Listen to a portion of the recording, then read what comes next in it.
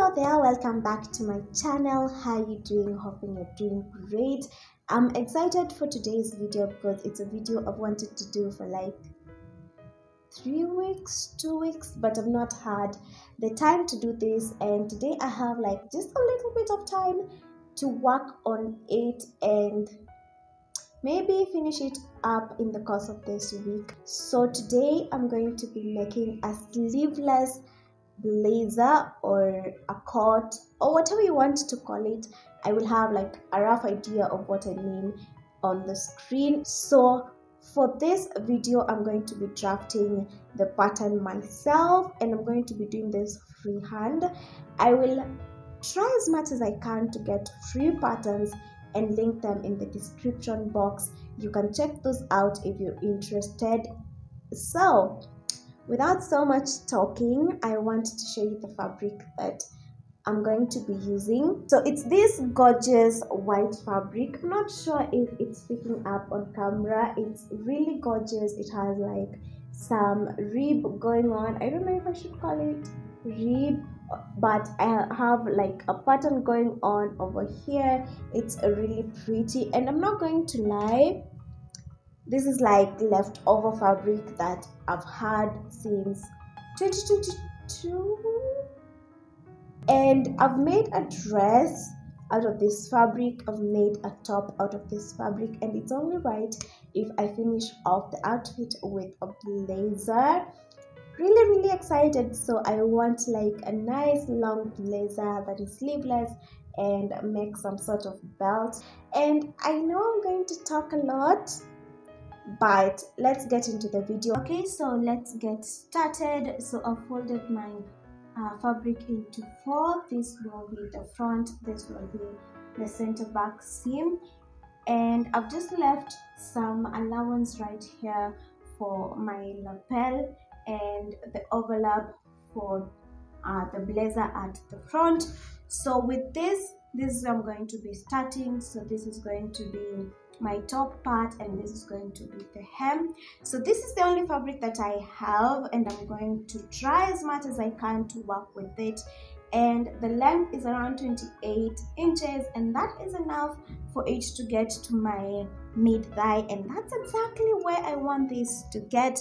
And I have some scrap fabric, I guess you can see it from this side, that will cover the collar, the belts, and all those other pieces. I don't think I'm going to add pockets, and if I do, I'm going to try and just have like a pocket that's on the inside so that it's not visible, and I can use a lining fabric.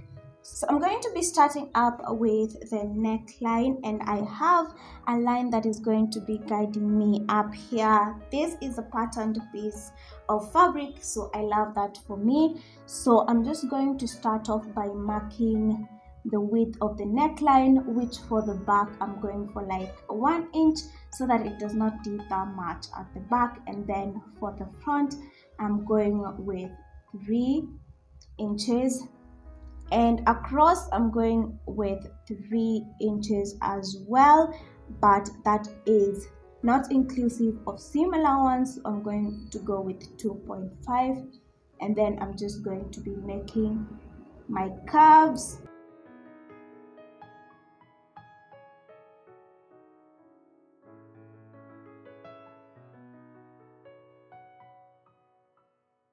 And then I'm going to be extending this at the lapel part. So let's move on to the shoulders. The shoulders, mine is usually 16 inches divided by 2, that gives me 8 inches. And for this blazer I'm going to drop by a whole inch, and that is where my shoulder line will go. So I'm just going to join this point to this point using a straight ruler.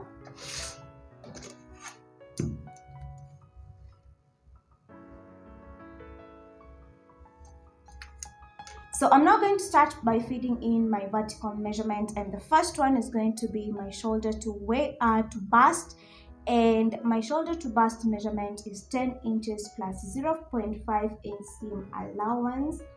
And then I'm going to feeding my waist. My shoulder to waist, it's 15 inches plus 0.5 inch seam allowance, and I'm going to draw that in.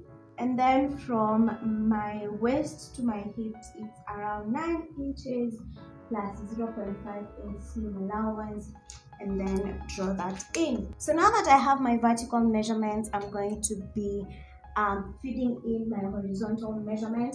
My bust measurement is 38 divided by 4, that gives me around 9.5 inches. So 9.5 inches plus 0.5 inch ease, and then another 0.5 for seam allowance. So my ease is 0.5, but my seam allowance is 0.5, so I'm adding a total of a whole inch. My waist measurement is 30, divide that by 4, that gives me 7.5. 7.5 plus 0.5 is, and then 0.5 inch seam allowance, I get 8.5. And then I move to my hips. My hips are 42 inches, that gives me 10.5 plus 0.5 inch is, and then 0.5 inch seam allowance. And now I'm just going to be joining these marks.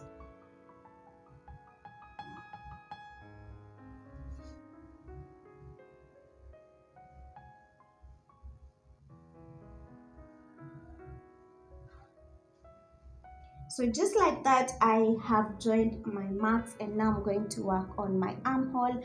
So for my armhole, I'm just going to be going higher from my bust line by 0.5 inches, and then I'm going to be creating a beautiful curve at this point.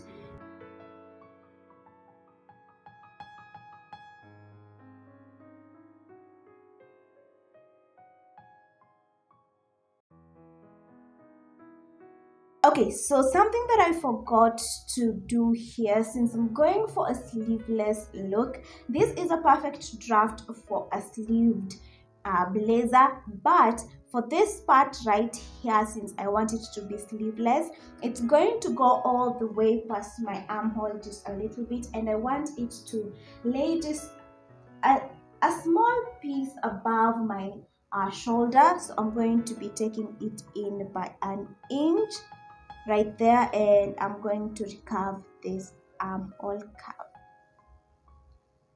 So with this, I have my pattern done, and this is going to be the overlap that I have for the front, and the only thing that I have to do is create my collar.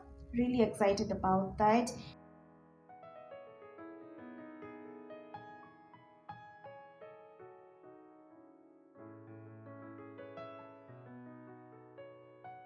So this is my back piece and my front piece. I'm going to start off by sewing at my shoulders and then sewing at my side seams. So I'm going to place everything right side facing and sew that in place.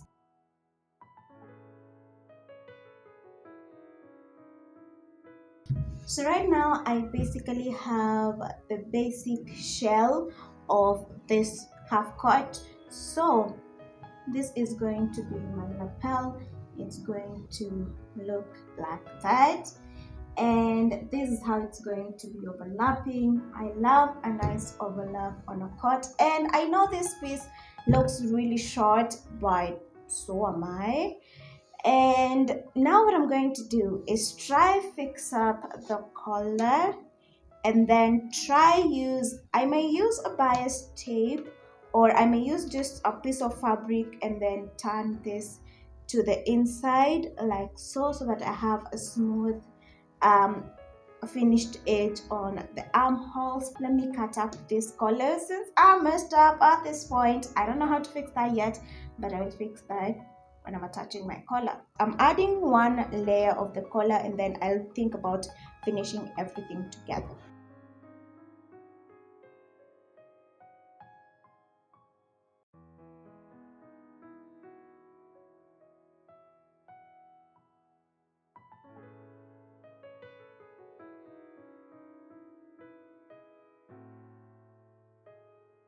So the collar is done, and as you can see, as I was saying, I attached it wrong sides touching so that the seam is on the right side. And the reason as to why I did this, it's because the collar will be turned in like this, and as you can see now, I have a nice clean edge. And once I attached the collar, I tried this on, and once I tried it on, I got carried away and I started styling it, and that went on for like 30 minutes. So this is how I'm going to be doing it. I've settled on the ribbon. So I've already done one armhole so that I can show you how to do it on the other one, and it's the same technique I'm going to do around the neckline and the collar. And just see how cute, pretty, nicely finished it is, and it's so easy. Nowadays, I care about how the insides of my garments look. When I started sewing, and I started like 5 years ago, I've not been caring about how the insides look, and right now I'm like, I want the insides to look really pretty, and I'm like, who is this? So let me show you how I did this armhole.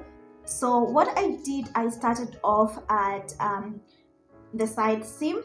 So I just placed everything right sides touching, and I left my 0.5 inch seam I left 0.25 inch seam allowance at this point, and then I sewed just slightly after my ribbon so that the total could be around 0.5 inches, and I sewed all the way across to the other side, and then from there I'll be folding everything inside like so, and I'll be leaving some seam allowance in between, as you can see right here, which is almost 0.25, and that accounts for that 0.7 seam allowance that I was saying. Sorry, 0.75 inch seam allowance that I was talking about. So I'm just going to be stitching the ribbon all around, and I'll show you how I turn it inside out. So I've stitched right sides